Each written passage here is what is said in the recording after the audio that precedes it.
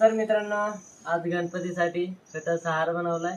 एक गणपतीला घातलाय, एक बनवलाय आणि एक बनवायचं चालू आहे देवी मातासाठी आतमध्ये. तर हे पाहू शकता, अशा प्रकारचे फुलं आहेत आणि अशा प्रकारचा आपण हार बनवत आहे, थोडा छोटासा.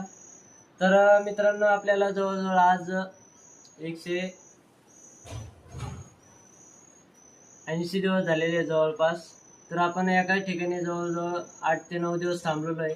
तर केदारनाथला जायला रोड बंद झालेला आहे, गंगोत्रीला जायला रोड बंद झालेला आहे.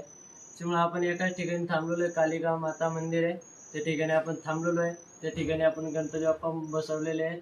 तर आपण सकाळ सकाळ आता हार बनवत आहे.